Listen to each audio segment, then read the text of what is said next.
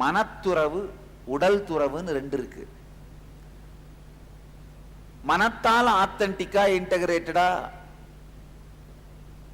அந்த ஞான நிலையிலேயே வாழ்ந்துடுறது அப்படிங்கிறது ஒன்றும் பிரச்சனையே இல்லை. இப்ப ரமண மகர்ஷி வாழ்ந்தா மாதிரி, ராமகிருஷ்ணன் வாழ்ந்தா மாதிரி, நானும் ரொம்ப நாள் என்னதான் நினைச்சிட்டு அந்த மாதிரி நாம இருந்தோம்னா போதும், ஒன்றும் இல்லை, இவங்கெல்லாம் அவங்க எவால்வ் ஆயிடுவாங்கன்னு. ஆனா மனித மனம் அந்த மாதிரி ட்ரெயின் ஆகிறது இல்லை. ஒரு 2 நாள் நான் சொன்னா கேட்பாங்க, நான் யோகாக்கு வரலனாலும் நான் பண்ணி முடிச்சிட்டேன்ப்பா, நான் என் உடம்பு என்ன நிலை அடையணுமோ அது அடைஞ்சிருச்சு, நீ யோகா பண்ணுன்னு சொன்னா ஒரு 2 நாள் செய்யறாங்க. 3வது நாள் என்ன பண்றாங்க? ஒரு சங்கம் உருவாகணும், ஆயிரக்கணக்கான குருமார்கள் உருவாகணும், ட்ரெயின் ஆகணும்னா நான் உடலாலும் தியாகம் செய்து நானே 4 மணிக்கு எந்திரிச்சு 5 மணிக்கு இங்க வர ஆரம்பிச்ச அப்புறம் தான் இவங்களும் ஒழுங்கா செய்ய ஆரம்பிக்கிறாங்க. வேற வழி இல்லை. இப்ப எல்லா ஊர்லயும் கிளாஸ் நடத்தும் பொழுது டைமை கீப் அப் பண்ணுங்க அப்படின்னு சொன்னா மெயின்டைன் பண்ண மாட்டேங்கிறாங்க. இப்ப ஆனா உங்க எல்லாருக்குமே தெரியும் என்ன பண்ணி ஆகணும். தியான பீடத்துல எந்த ப்ரோக்ராமா இருந்தாலும் என்ன பண்ணி ஆகணும்? காலபைரவரை மதிச்சாகணும். காலம்தான் காலபைரவர்.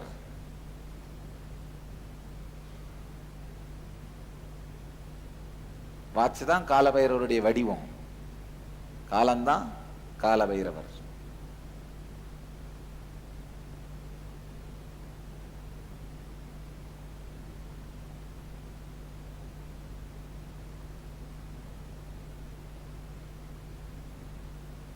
ஸ்ரத்தை. உங்களுக்குள்ள 3 பர்சனாலிட்டி இருக்கு. உங்களை நீங்க எப்படி நினைக்கிறீங்களோ மமகாரம், அதான் மமகாரம். உங்களை எப்படி மற்றவங்களுக்கு காட்டுறீங்களோ அது அகங்காரம். மற்றவர்கள் உங்களை எப்படி நினைக்கிறார்களோ அது அந்நியகாரம். இதுவரைக்கும் இந்த 3வது வார்த்தையை கேட்டிருக்க மாட்டீங்க. மமகாரம் அகங்காரம் கேட்டிருப்பீங்க, அந்நியகாரம் கேட்டிருக்க மாட்டீங்க.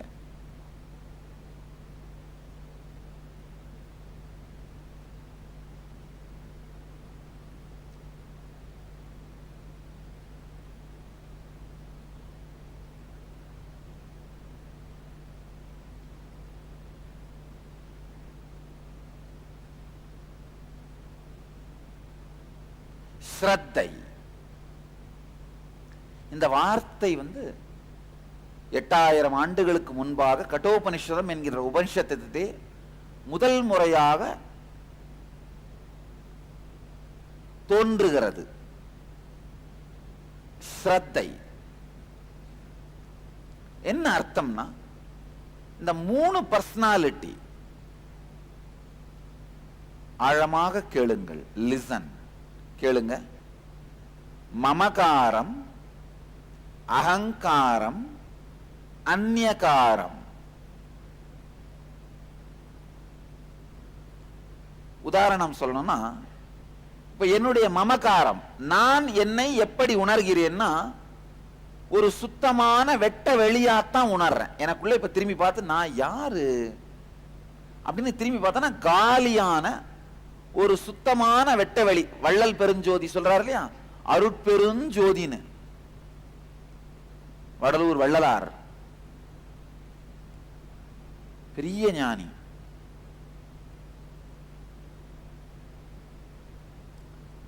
அவர் சொல்ற மாதிரி ஒரு வெட்ட வெளியான ஒரு காலியான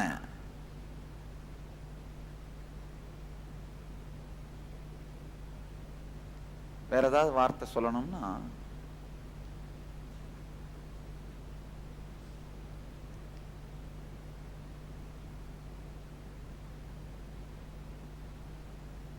நிர்வாணம். புத்தர் சொல்றாரு இல்லையா நிர்வாணம். வள்ளலார் சொல்ற அந்த அருட்பெருஞ்சோதி, வெட்டவெளி. அப்படித்தான் நான் என்ன உள்ள உணர்றேன், மமகாரமா உணர்றேன். நான் ப்ரொஜெக்ட் பண்றேன், நான் உங்களுக்கு எல்லாம் காமிக்கிறேன். அகங்காரம் என்னன்னா, அந்த அனுபவத்தை, உள்ள இருக்கிற அந்த வெட்ட வேலி அனுபவத்தை உங்களுக்கு எல்லாம் கொடுக்கிறதுக்கான பர்சனாலிட்டி, அந்த அவதார புருஷன். அதுதான் நான் உங்களுக்கு ப்ரொஜெக்ட் பண்ற அகங்காரம்.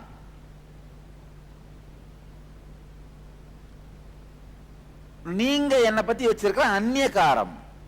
சில பேர் சிவன் நினைக்கிறாங்க, சில பேர் சக்தின்னு நினைக்கிறாங்க, சில பேர் ஒரு ஞானின்னு நினைக்கிறாங்க, சில பேர் காலபைரவன் நினைக்கிறாங்க, சில பேர் ஒரு அவதார புருஷன் நினைக்கிறாங்க, சில பேர் ஒரு நல்ல சாதுவா இருக்கலாம்னு நினைக்கிறாங்க, சில பேர் சரியான ஒரு புத்திசாலியா இருப்பாரு அப்படின்னு நினைப்பாங்க. இந்த மாதிரி ஒவ்வொருத்தரும் ஒவ்வொரு கருத்து வச்சிருக்கீங்க. அதுதான் அந்நியகாரம்னு சொல்றது.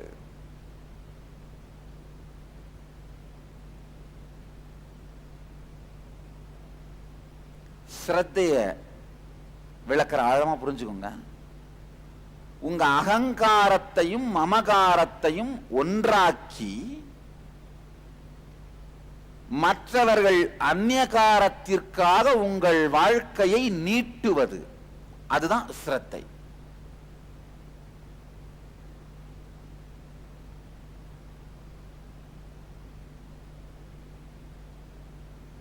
நீங்க என்ன சிவன் நினைக்கிறீங்க, ஆனா உள்ள நான் என்ன சிவன் ஃபீல் பண்ணல.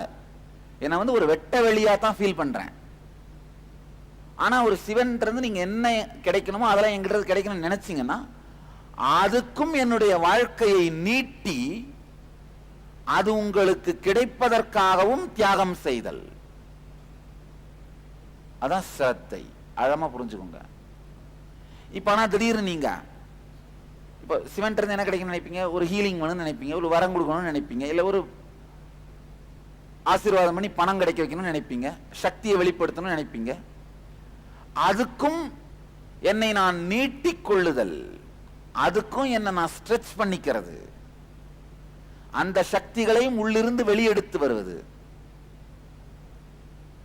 ஆனா திடீர்னு டெண்டுல்கர் மாதிரி நான் ஒரு 100 செஞ்சுரி அடிக்கணும்னு நினைச்சீங்கன்னா அது சாத்தியம் இல்லை. ஏன்னா அந்த ஃபீல்டுக்கும் என்னுடைய அகங்கார மமகாரத்துக்கும் சம்பந்தமே இல்லை. புரியுதா என்ன சொல்றேன்னு? உங்களுடைய அகங்காரத்தையும் மமகாரத்தையும் ஒரு கோட்டில் நிறுத்தி கொண்டு மற்றவர்கள் அந்நியகாரத்திற்காக, அந்த கோட்டிலே இருக்கின்ற எக்ஸ்டென்ஷனான அந்நியகாரத்திற்காக உங்களை நீட்டிக் கொள்ளுதல், அதுதான் ஸ்ரத்தை. அதாவது நீங்க உங்களை உள்ள எப்படி ஃபீல் பண்றீங்க, வெளியில எப்படி காமிக்கிறீங்க, மற்றவங்க உங்களை எப்படி ஃபீல் பண்றாங்க, நல்லா புரிஞ்சுக்கோங்க. மற்றவங்க நீங்க உங்க அகங்காரம் மமகாரம் ரெண்டுத்துக்கும் அப்பாற்பட்டு அவங்க ஒரு கருத்தை டெவலப் பண்ணுவாங்க. நீங்க உங்களை காமிக்கிற மாதிரியே மற்றவங்க எல்லாம் நம்புறாங்கன்னு தயவு செஞ்சு நினைக்காதீங்க. எத்தனை பேர் உங்க ஃப்ரெண்டுங்க மற்றவங்க எல்லாம் உங்ககிட்ட வந்து பேசும்போது மனசுக்குள்ள, நீ ஒரு டுபாக்கூரு, நீ இந்த ஆட்டமெல்லாம் போடுற, என்கிட்ட உன்னைய பத்தி எனக்கு தெரியாதா, நீ என்னெல்லாம் காமிக்கிற,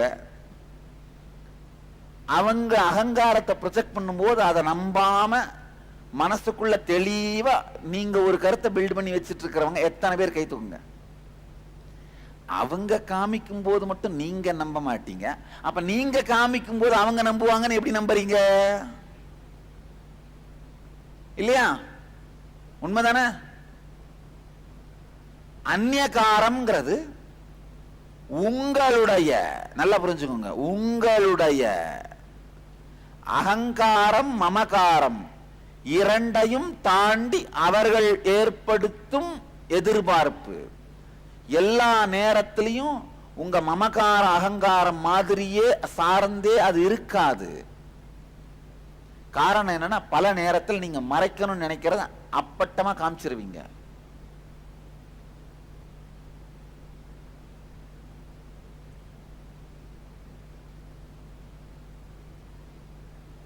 மறைக்கணும்னு நினைக்கிறதெல்லாம் என்ன பண்றீங்க, அப்பட்டமா காமிச்சிருவீங்க. மறைக்கணும்னு நினைக்கிறத மறைக்கிற அளவுக்கு நீங்க புத்திசாலிங்க இல்ல.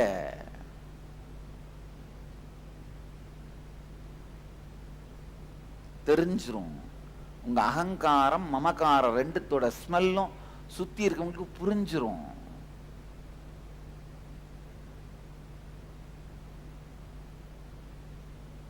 ஸ்ரத்தைனா என்னன்னா, உங்க அகங்காரம் மமகாரம் அந்நியகாரம் மூன்றிற்கும் பொறுப்பெடுத்து கொண்டு வாழுதல்.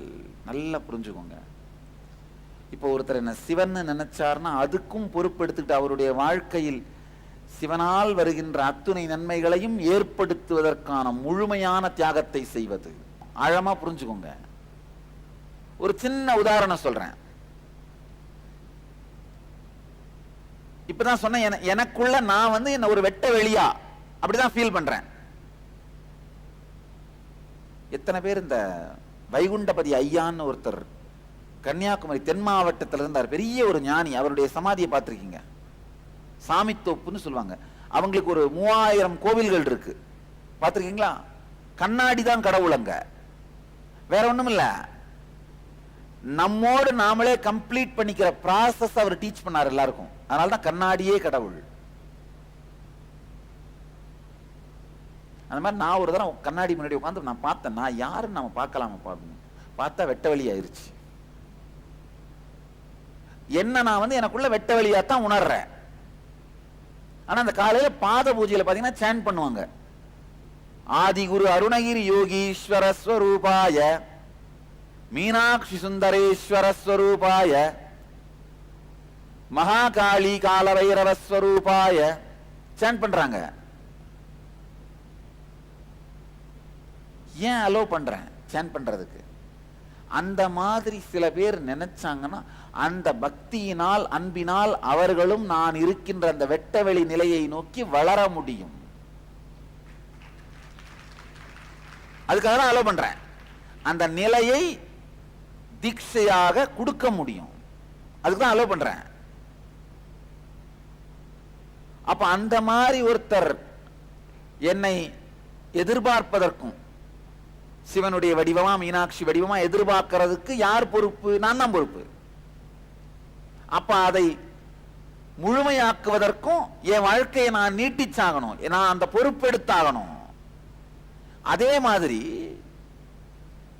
இந்த பக்கம் உட்கார்ந்து ஒரு கார்னர்ல உட்கார்ந்து கேட்டுட்டு இருக்கவங்க,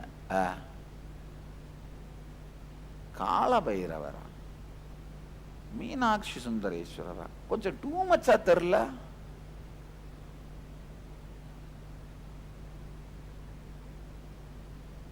எங்கேயோ இடிக்கிற மாதிரி இல்ல, ஒருவேளை ஃப்ராடா இருக்குமா? அந்த எண்ணத்திற்கும் நான் தான் பொறுப்பு. காரணம் என்னன்னா, இத கேட்கிற அளவுக்கு மெச்சூரிட்டிக்கு வந்த பிறகு கேட்டால் இது உண்மைன்னு தெரியும், ஒருவேளை உண்மையா இருக்கலாம்னு தெரியும். மெச்சூரிட்டிக்கு வராததுக்கு முன்னாடியே இந்த வார்த்தை அவர்கள் காதல விழுந்தா ஃப்ராடுன்னு நினைக்கத்தான் செய்வாங்க. அப்போ அவர்களுடைய அந்த நினைப்பிற்கும் நானே பொறுப்பு என்பதனால்தான் அவர்கள் நடத்தும் ஏதாவது ஒரு தாக்குதல் போராட்டம் என்னை நிலைகுலையச் செய்வதில்லை, அதற்கும் தயாராக இருக்கின்றேன். ஆழமா புரிஞ்சுக்கோங்க. அதனாலதான் இந்த மொத்த அவதூறும் தாக்குதலும் எனக்கு சர்ப்ரைஸே கொடுக்கல. அப்படியா? அடுத்து என்ன பண்ணலாம்? நல்ல ஆழமா புரிஞ்சுக்கோங்க.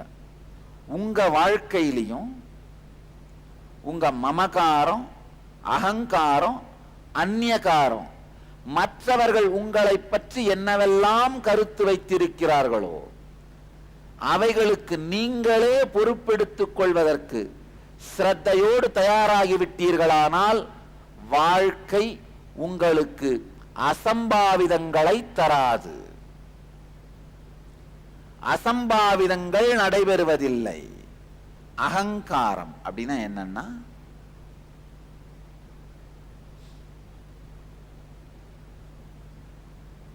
நாமன்னு நம்மளை நம்ம மற்றவங்களுக்கு எப்படி காமிக்கிறோமோ, மமகாரம் நாமன்னு நம்மளை எப்படி நம்மளை ஃபீல் பண்றோமோ,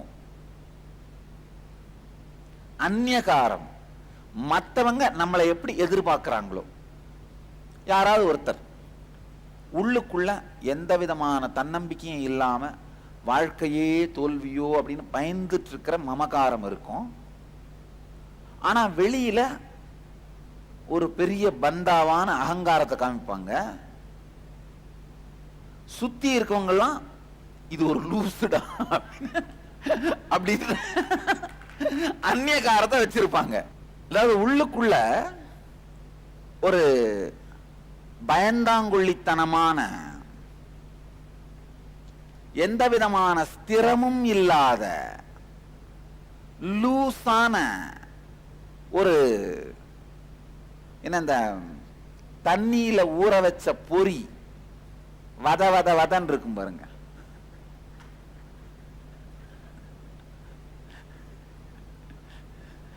நமுத்து போன பொறின்னு சொல்லுவாங்க. அந்த மாதிரி உள்ளுக்குள்ள மமகாரம். ஆனா வெளியில காட்டும் போது என்ன பண்ணும்? டாய் டாய் டாய்.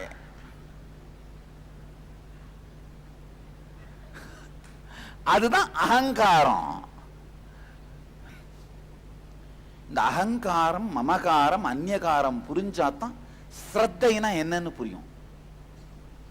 ஸ்ரத்தை புரியாமல் வாழ்க்கையில் மலர முடியாது. நல்லா தெரிஞ்சுக்கோங்க, நல்லா ஆழமா புரிஞ்சுக்கோங்க. இதுதான் உங்களுடைய உடல். உடல் இந்த பாக்ஸ் மாதிரி போட்டிருக்க பாருங்க, இது வந்து உங்க உடல். இதுக்கு உள்ள, உங்களுக்கு உள்ள நீங்க உங்களை எப்படி ஃபீல் பண்றீங்களோ அது மமகாரம். மமகாரம் இது பாருங்க, இதுதான் மமகாரம். அடுத்து இந்த உடம்புக்கு வெளியில நீங்க உங்களை எப்படி காட்டுறீங்களோ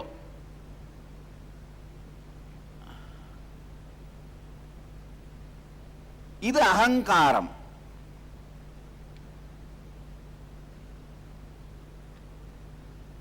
அகங்காரம் அப்படின்னு எழுதிடுறேன். அகங்காரம்னு போட்டாலும் போடலாம். அகங்காரம். இப்போ உங்க சுத்தி இருக்கிற இந்த 10 பேரு அவங்க உங்களை பத்தி வச்சிருக்கிற கருத்து அதுதான் அந்நியகாரம். புரியுதா? இது அந்நியகாரம். இப்போ ஒரு எக்ஸ், ஒரு நபர் உள்ளுக்குள்ள அவரை வந்து எப்படி அவரே உணர்றாருன்னா ஒண்ணுத்துக்கும் உதவாத நமுத்து போன பொறி.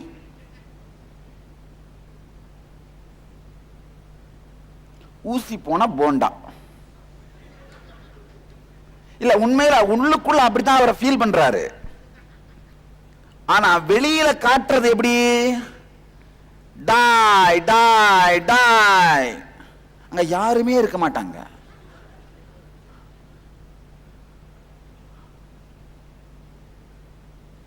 நான் யார் தெரியுமா, நான் யார் தெரியுமா, நான் யார் சொன்னா தான் தெரியும். சொல்லிவிட்டாது கேளையா. சிலபஸ் கொடுத்தாதானே ஆன்சர் எழுத முடியும். சிலபஸே கொடுக்காம கொஸ்டின் பேப்பர் மட்டும் கொடுத்தா எப்படி ஆன்சர் எழுதுறது? நான் யார் தெரியுமான்னு ஒரு 2 தடவை சொல்லிவிட்டு அப்புறமா நான் யார் தெரியுமா, நான் யார் தெரியுமான்னு கேட்டுட்டே தான் பதில் சொல்லலாம். இல்ல, நம்ம எல்லாருக்குள்ளயும் இருக்கிற பர்சனாலிட்டி நாம வெளியில காட்டுறது அகங்காரம். ஆனா கொடுமை என்னன்னா, இந்த வெளியில இருக்கிறவங்க அகங்காரத்தையும் நம்புறதில்ல, மமகாரத்தையும் நம்புறதில்ல. அவங்க என்ன பண்றாங்க? அவங்களே ஒண்ணுத்த கிரியேட் பண்ணிக்கிறாங்க உங்களை பத்தி. டேய் கிட்ட போவாத, கடிச்சிருவாரு. அவங்களே ஒண்ணுத்த கிரியேட் பண்ணிக்கிறாங்க. அது பேர் தான் என்ன? அந்நியகாரம். புரியுதா எல்லாருக்கும்? இப்ப என்னுடைய அனுபவமா சொல்றேன். என்னுடைய மமகாரம் பாத்தீங்கன்னா ஒரு வெட்ட வெளி. எனக்குள்ள நான் வந்து என்ன சிவனாவோ எதுவாவும் ஃபீல் பண்றதில்ல. ஒரு வெட்ட வெளி. வள்ளலார் சொல்ற அந்த அருட்பெரும் ஜோதின்னு சொல்றல, அதான் அப்படிதான் ஃபீல் பண்றேன். இப்ப நான் உங்களுக்கெல்லாம் என்ன எப்படி நான் காமிக்கிறேன்? அந்த அனுபவத்தை வழங்குகின்ற அவதார புருஷன். நான் அப்படிதான் என்ன ப்ரொஜெக்ட் பண்றேன். என்னுடைய நடை, உடை, பாவனை, வேலை, வார்த்தை, சேவை, என்னுடைய ஹோல் டே ரொட்டீன், காலையிலிருந்து ராத்திரி வரைக்கும் நான் என்ன பண்றேன், இது எல்லாம் பாத்தீங்கன்னா நான் உலகத்துக்கு கொடுக்கிற ஸ்டேட்மெண்ட் என்ன, என்ன பத்தி? இந்த அனுபவத்தை உங்களுக்கு அளிக்கின்ற, மக்களுக்கு அளிக்கின்ற அவதார புருஷன். இதுதான் நான் சொல்ற அகங்காரம். நான் உலகத்துக்கு என்ன காட்டிக்கிற முறை. அதுக்கடுத்து மக்கள் என்னை பார்க்கின்ற முறை.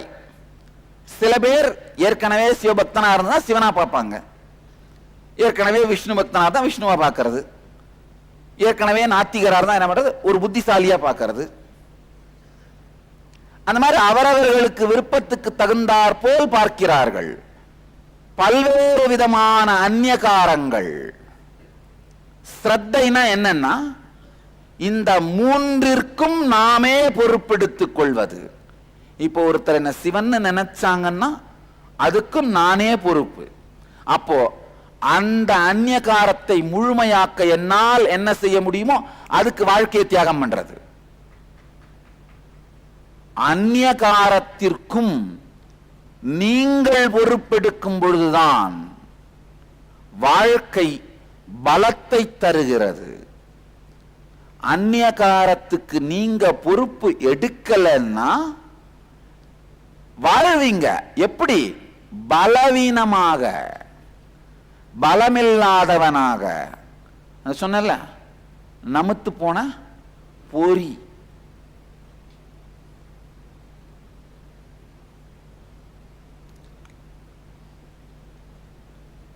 ஸ்ரத்தைனா என்னன்னு புரியுது இல்லையா? ஸ்ரத்தைனா இப்ப நம்ம எல்லாருக்குமே ஏற்கனவே தெரியும், நம்ம அகங்காரத்துக்கும் மமகாரத்துக்கும் நாம தான் பொறுப்புன்னு. நம்ம மமகாரம் அகங்காரம் இது ரெண்டுத்துக்கும் நாம தான் பொறுப்புன்னு. அது பத்தாது, அது போதாது. அடுத்தவர்கள் அந்நியகாரத்திற்கும் நாமே பொறுப்பெடுக்க வேண்டும். நல்லவர்கள், அதாவது உங்க வாழ்க்கையில சில பேர் ஸ்ரத்தை உடையவர்கள் வருவாங்க. அவங்களுடைய அந்நியகாரத்துக்கு உங்களை நீட்டினீங்கன்னா உங்க வாழ்க்கை ஜெயிச்சிரும். ஸ்ரத்தை இல்லாதவர்களுடைய அந்நியகாரத்துல இருந்து உங்களை காப்பாத்தினீங்கன்னா நீங்க ஜெயிச்சிருவீங்க. அவ்வளவுதான். ஸ்ரத்தை உடையவர்கள் உங்க வாழ்க்கையில வரும்பொழுது அவர்கள் உங்களை பற்றி வைக்கும் அந்நியகாரத்திற்கு உங்கள் வாழ்க்கையை நீட்டுதல். குரு உங்களை பத்தி என்ன நினைக்கிறாரோ அதுவா மாறுனீங்கன்னா வாழ்க்கையில வெற்றி. வேற ஒண்ணுமே இல்லை, வாழ்க்கையில வெற்றி.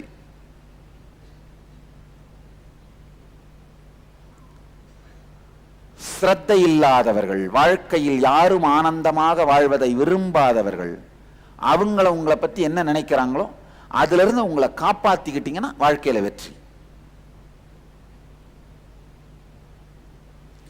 இந்த மூன்றுக்கும் பொறுப்பெடுத்தல், இதான் ஸ்ரத்தை. இது எப்படி வாழ போறோம்? மற்றவர்கள் உங்களை பத்தி வச்சிருக்கிற கருத்துக்காக உங்களை நீங்களே டிப்ரெஷன்ல போட்டு பவர்லெஸ்ஸா ஒரு துக்கமானவன மந்தமா உங்களை எத்தனை தரம் நீங்களே அழிச்சிட்டு இருக்கீங்க. இந்த மாதிரி உங்களை நீங்களே நிறைய தரம் அழிச்சிட்டு இருக்கீங்க அப்படின்றவங்க கை தூக்குங்க. புரியுது இல்லையா? அது எதனால? அவர்கள் உங்களை பற்றி வைத்திருக்கிற கருத்துக்கு நீங்க பொறுப்பெடுக்காததுனால உங்க வாழ்க்கையில் என்ன ஆகுறீங்க? அந்த மாதிரி அடுத்தவன் அந்நியகாரத்தை நீங்க எதிர்பார்க்கிறதே இல்லை, அதுக்கு தயாராகவும் ஆகிறதில்லை. அது வரும்போது எதிர்பாராத சர்ப்ரைஸா போனதுனால அசம்பாவிதமாயி உடைஞ்சு கீழே விழுந்துடுறீங்க. ஒன்னே ஒண்ணுதான் பலம். அடுத்தவர்கள் உங்களை பற்றி வைக்கும் அந்நியகாரத்திற்கும் நாமே பொறுப்பு அப்படின்னு எந்திரிச்சு நிற்கும் போது என்ன ஆகுறீங்கன்னா, அந்த அந்நியகாரத்திலிருந்து உங்களை காத்துக்கொள்வது, சரியான ஸ்ரத்தையான அந்நியகாரங்களுக்கு உங்களை பூர்த்தி செய்வது. நான் என் அவதார புருஷன் காமிச்சுக்கிட்டேன், அந்த துறையில யார் என் மேல என்ன அந்நியகாரம் வச்சாலும் அதை பூர்த்தி பண்றேன். அதை தொடர்ந்து பூர்த்தி பண்றதுக்காகவே என்னுடைய நேரம், சக்தி, எல்லாத்தையும், மனம் அத்தனையும் செலவு பண்றேன். அதுக்கு ஆப்போசிட்டா என் மேல என்ன அந்நியகாரத்தை ப்ரொஜெக்ட் பண்ண முயற்சி பண்ணாலும் என்னை காப்பாத்திக்கிறேன். அதனால டிப்ரெஸ் ஆகிறது இல்ல, வருந்துறது இல்ல, வணங்குறது இல்ல, முக்கியமா வணங்குறது இல்ல.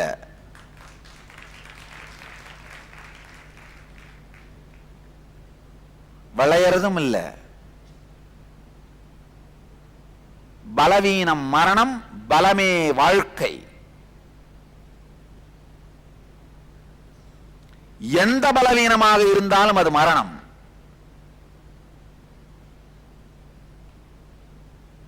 எந்த விதத்திலும் பலம் வாழ்க்கை.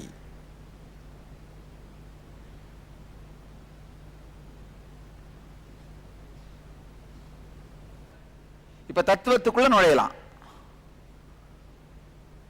மமகாரத்துக்கும் அகங்காரத்துக்கும் நாம் தான் பொறுப்புன்னு நம்ம எல்லாருக்குமே தெரியும் இல்லையா?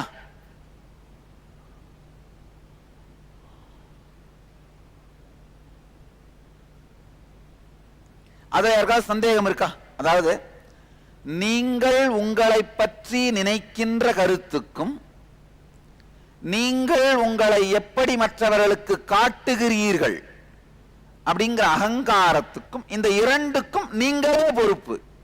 இதுல ஏதாவது சந்தேகம் இருக்கா? இல்ல யாருக்காவது டவுட் இருந்தா நான் கிளாரிஃபை பண்றேன். யாருக்கும் இல்லை இல்லையா? நான் ஆனா என்ன சொல்றேன், ஒரே ஒரு சத்தியத்தை கூட சேர்க்கிறேன், ஒரு தத்துவத்தை கூட சேர்க்கிறேன். நீங்க உங்களை பத்தி வச்சிருக்கிற கருத்து மட்டும் இல்ல, மற்றவர்களுக்கு நீங்க காட்டுற கருத்து மட்டும் இல்ல, மற்றவர்கள் உங்களை புரிந்து கொள்ளுகிற அந்நியகாரத்திற்கும் நீங்களே பொறுப்புன்னு சொல்றேன். இப்ப காட்டுக்குள்ள ஒரு குகையில மனிதர்கள் யாரையுமே பார்க்காம உங்க வாழ்க்கை இருந்ததுன்னா, காட்டுக்குள்ள சும்மா உட்கார்ந்து இருந்தீங்கன்னா நீங்க என்ன பண்ணலாம், உங்க மகாகாரத்துக்கும் அந்நியகாரத்துக்கும் பொறுப்பெடுத்தா போதும் இல்லையா?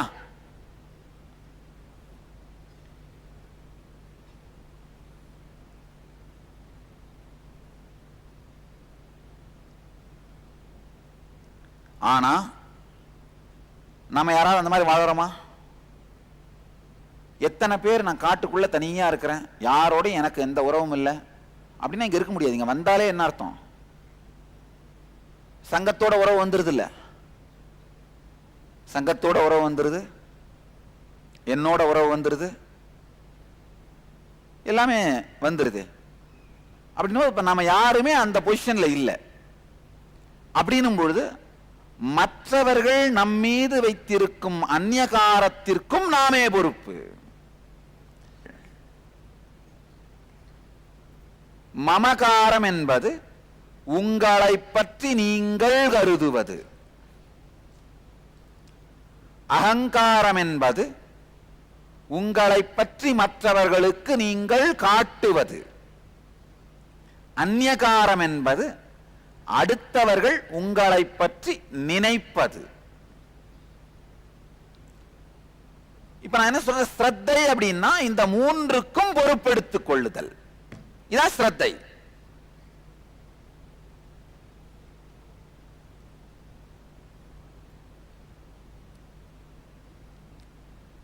ஒரு உதாரணத்துக்கு, மற்றவங்க உங்களை பத்தி வச்சிருக்கிற நீங்க வளர வேண்டிய திசையில் இருக்கிற கருத்துக்கள், அதுக்கு நீங்க பொறுப்பெடுத்தீங்கன்னா உங்க வாழ்க்கை வளர்ந்துகிட்டே போகும். உங்களுடைய எதிரிகள் உங்களை பற்றி வச்சிருக்கிற, அதாவது இனாத்தன்டிக்கா ஸ்ரத்தை இல்லாதவர்கள், உங்களை பற்றி ஸ்ரத்தை இல்லாதவர்கள் உங்களை பற்றி வச்சிருக்கிற கருத்து, புரியுதா? ரெண்டுத்துக்கு டிஃபரன்ஸ். இப்ப இவன் ஃப்ராடோ அப்படின்னு நினைக்கிறவன், அவனுக்கு மேல ஸ்ரத்தை இருக்கா? கிடையாது. இப்ப அவர்கள் நம்மளை பற்றி வச்சிருக்கிற கருத்து, இந்த ரெண்டுத்துக்குமே நாம பொறுப்பு எடுக்காம விட்டோம்னா வாழ்க்கை என்ன ஆகும்? சுருங்கிக்கிட்டே போயிட்டு இருக்கும்.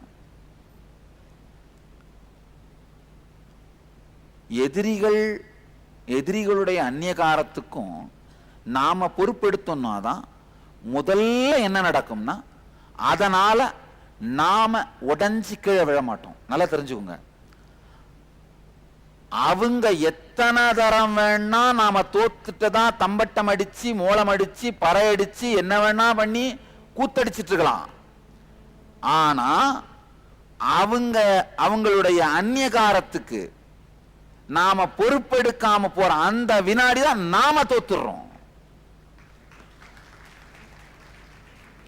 அதுக்கு நாம பொறுப்பெடுக்கிற வரைக்கும் எந்த சூழலிலும் நாம் தோற்பதில்லை. சில நாளுக்கு முன்னாடி பேசிட்டு இருந்தேன், 1000 தான் ஆகட்டும்ப்பா, இதெல்லாம் வந்ததுனால தானே நம்முடைய வரலாறு ஒரு ரிச்சான த்ரில்லர் மூவி மாதிரி போகுது. இல்ல இப்ப வரலாறு புக்காவோ சினிமாவோ பண்ணதான் போறோம். பண்ணா சீட்டு நுனியிலேயே தான் உட்கார்ந்து பார்த்தாவணும் பாருங்க. சும்மா படிக்க ஆரம்பிச்சீங்கன்னா புக்க கடைசி வரைக்கும் கீழே போட முடியாது பாருங்க, இல்லையா? என்ன ரிச்சான வரலாறு பாருங்க. ஒரு 4 ஸ்டண்ட் வந்தாதான் ஹீரோவை பத்தி ஒரு ஐடியா உருவாகுங்க நம்மளுக்கு. புரியுதா? 4 ஸ்டண்ட் காமிச்சாதானே ஒரு ஐடியா உருவாகும், இல்லைன்னா எதுவும் ஐடியா உருவாகுமா?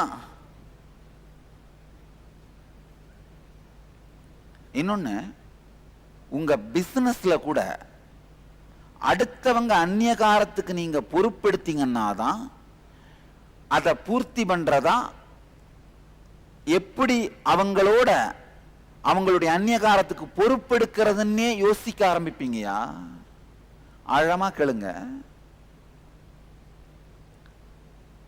மற்றவர்களுடைய அந்நியகாரத்துக்கு பொறுப்பெடுக்காமல் வாழ்க்கையில் வளர்ச்சி நடக்காது. ஏன்னா வாழ்க்கை உங்களுக்கு எங்க நடக்குது? மற்றவர்களோடு தான் நடக்குது. உங்களுடைய ஸ்டூடெண்ட்டுங்க தான் உங்களை டீச்சர் ஆக்குறாங்க, உங்களுடைய பாஸ் தான் உங்களை ஒர்க்கர் ஆக்குறாரு, உங்களுடைய ஒர்க்கர்ஸ் தான் உங்களை பாஸ் ஆக்குறாங்க, உங்க குழந்தைங்க தான் உங்களை தகப்பனாவோ தாயாவோ மாத்துது, உங்க பேஷண்ட் தான் உங்களை டாக்டர் ஆக்குறாரு. ஆழமா புரிஞ்சுக்கோங்க. அப்ப உங்க வாழ்க்கை உண்மையிலேயே எங்க நடக்குது? வெளியில நடக்குது. உங்க கஸ்டமர் தானே உங்களை பிசினஸ் மேன் ஆக்குறாரு, உங்க ஸ்டூடெண்ட் தானே உங்களை டீச்சர் ஆக்குறாரு, உங்க கிளையண்ட் தானே உங்களை ஹெட் ஆக்குறாரு.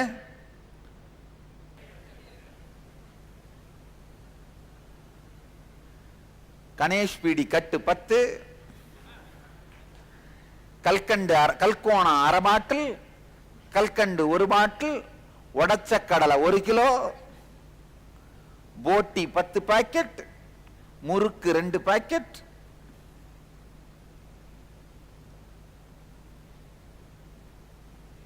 தேன் மிட்டாய். அப்படியே செத்து போயிருவீங்க. ஆனா எப்போ கஸ்டமர் உங்களை பத்தி என்ன நினைக்கிறாரோ அதுக்கு பொறுப்பெடுக்கிறீங்களோ அப்ப என்ன பண்ணுவீங்க? சாம்ராஜ்யத்தை உருவாக்கிடுவீங்க.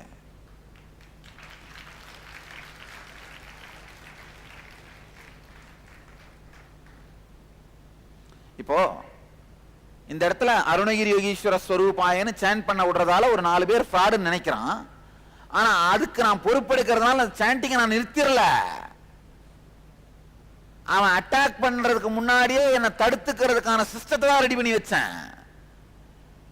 மற்றவங்களோட அந்நியகாரத்துக்கு நீங்க பொறுப்பெடுக்கும் போது உங்க வாழ்க்கை பாதிக்கப்படாது. பாதிக்கப்படாம இருக்கிறதுக்கான பாதுகாப்பை உருவாக்கிடுவீங்க.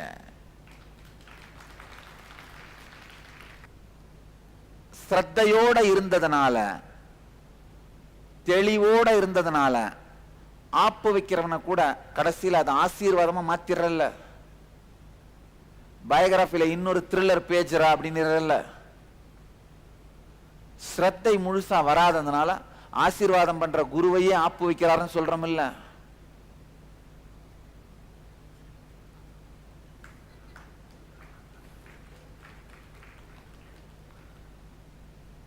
தனக்குத்தானே தேடி தேடி சொந்த காசுல சூனியம் வச்சுக்கிட்டு எடுத்து விடுறவரை வச்சு விட்டாருன்னு சொன்னா அட எடுக்கும் போது வலிக்குதையா, நான் சொருவல, சொருவிதான் நீ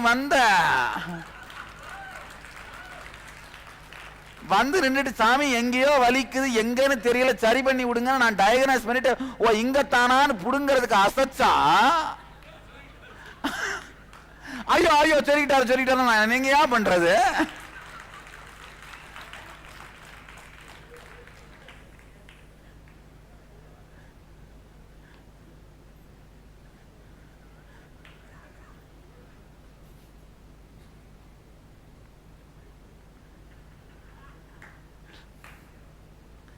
ஸ்ரத்தையோட நின்னோம்னா ஆப்பு வைக்கிறவனை கூட ஆப்பு ஆசீர்வாதமா மாத்திர முடியும்.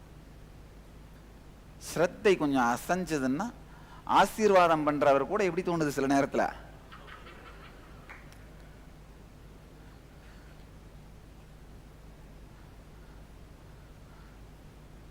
ஆழமா புரிஞ்சுக்குங்க.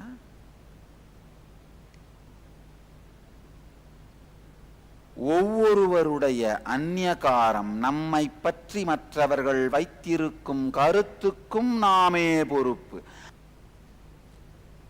உலகத்தினுடைய அஸ்ரத்தை, மற்றவர்களுடைய அஸ்ரத்தைக்கும் தானே பொறுப்பு என்று உணர்வதுதான் ஸ்ரத்தை.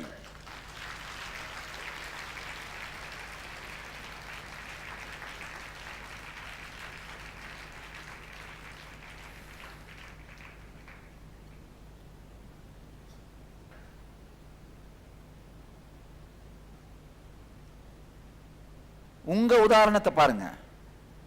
உங்களை சுற்றி இருக்கிறவங்களுடைய சில பேருடைய அந்நியகாரம் உங்களுடைய வாழ்க்கையை வளப்படுத்துறதுக்கு தேவையா இருக்கும். இப்ப அவங்களுடைய அந்நியகாரத்துக்கு அவன் எதிர்பார்ப்புலாம் என்னால் வளைய முடியுமா நினைச்சீங்கன்னா என்ன ஆவீங்க? சோம்பேறியா வாழாமலே இருப்பீங்க.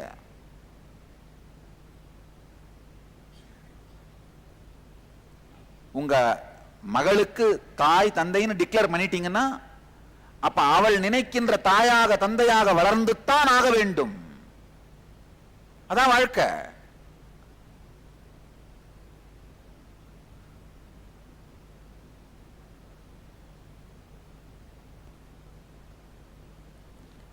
எத்தனை பேர் உங்க வாழ்க்கையில மற்றவங்களுடைய உங்க கருத்து, மற்றவங்க உங்களை பத்தி வச்சிருக்க அந்நியாகாரத்துக்கு பொறுப்பெடுக்காதனால திடீர்னு வர்ற எதிர்பாராத அசம்பாவிதங்களை நிலைகுலைஞ்சு போயிருக்கீங்க. கை தூக்குங்க. அப்ப இதுல இருந்து வெளியில வர்றதுக்கு ஒரே வழி என்ன? அதுக்கு இப்பவே பொறுப்பெடுக்க ஆரம்பிச்சிடுறது. என்னென்ன அந்நியகாரம் உங்களை பத்தி எல்லாம் வச்சிருக்காங்கன்னு நீங்களே கேட்க ஆரம்பிக்கணும். கேட்கறது, லிசனிங். உங்க மனைவி உங்களை புகழும் போது கூட கேட்டு பாருங்க. உங்களை புகழல, உங்களுடைய அந்நியாகாரத்தை புகழறாங்க. இப்படி எல்லாம் நீங்க மாறும்போது நீங்க நல்லவங்களா இருப்பீங்க இல்லையா? எல்லாமே சரி, நீங்க ரொம்ப நல்லவர், இந்த 4-5 விஷயத்தை பண்ணிட்டீங்கன்னா நல்லவரா இருப்பீங்க. ஆனா அந்த 4-5 விஷயத்தை பத்தி தான் 4 மணி நேரம் பேசுவாங்க. அப்ப அவர்கள் புகழ்ந்தது எதை? உங்க அந்நியகாரத்தை. ஆனா நீங்க என்ன பண்றீங்க? நம்மளை புகழ்ந்துருச்சுப்பா, நம்ம ஊட்டம்மா, எல்லாம் சேஃபா இருக்குப்பா அப்படின்னு நினைச்சிட்டு விட்டுறீங்க. ஏன்னா கேட்கறதே இல்ல, லிசனிங்கே இல்ல.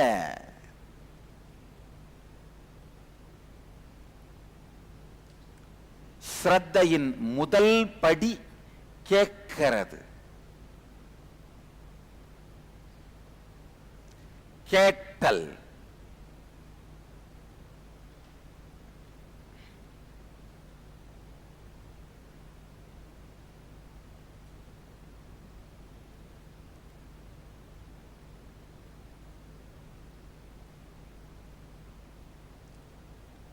இந்த கேட்டல் அப்படிங்கிற தத்துவம் இருக்கு பாத்தீங்களா? நம்முடைய வேதாந்த சம்பிரதாயத்துல, வேதாந்தத்துல, வேதாந்தம்னா ஆன்மீகம் நினைச்சிடாதீங்க, வாழ்க்கை முறை. அதுல முதல் படி என்னன்னா கேட்டல், சிரவணம். மற்றவங்க பேசுறத மட்டும் இல்ல, நீங்க பேசுறதையே கேளுங்க. நீங்க என்னதான் பல்லை இழிக்க முயற்சி பண்ணாலும் உள்ளுக்குள்ள ஏதோ ஒரு வெறுமை, பயம்.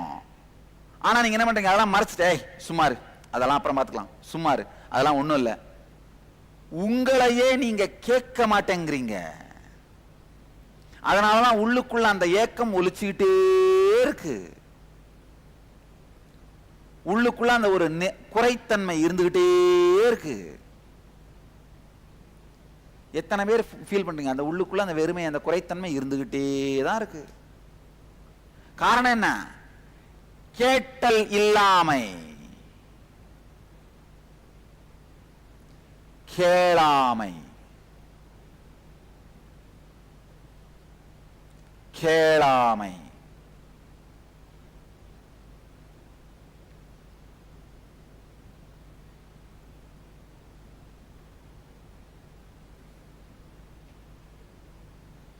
அதாவது ஒருத்தருக்கும் ஆத்தென்டிசிட்டி, ஸ்ரத்தைங்கிறது லெவலே வேற. புரியுதா? நீங்க என்ன கமிட் பண்ணிக்கிட்டீங்களோ அதுதான் உங்களுடைய ஸ்ரத்தையோட லெவல். ஐயா நல்லா தெரிஞ்சுக்கோங்க, குடும்பத்துல நல்லது வரணும்னாலும், வியாபாரத்துல நல்லது வரணும்னாலும், உங்களுடைய வாழ்க்கையில நல்லது வரணும்னாலும் எல்லாமே மக்களை கைவிடாமை அப்படிங்கிற ஒரு ஸ்டெப்ல இருந்து தான் ஆரம்பிக்குங்கய்யா. உடல் நலமோ மனநலமோ எதுவானாலும் உங்களை நீங்கள் கைவிடாமை. எத்தனை பேரு ஒரு 4 விஷயம் ட்ரை பண்ணி பார்த்து முடியலன்னா உங்களை நீங்களே கைவிட்டுறீங்க? கை தூக்குங்களேன்.